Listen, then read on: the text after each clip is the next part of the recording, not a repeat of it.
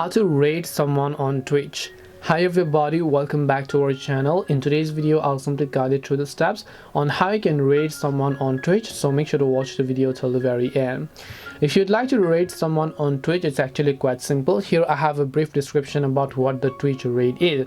So using rates, any creator regardless of affiliate or partner status can send viewers over to another channel after a stream. Rating can be a great way to make connections and network with other broadcasters by showing audiences and growing a community.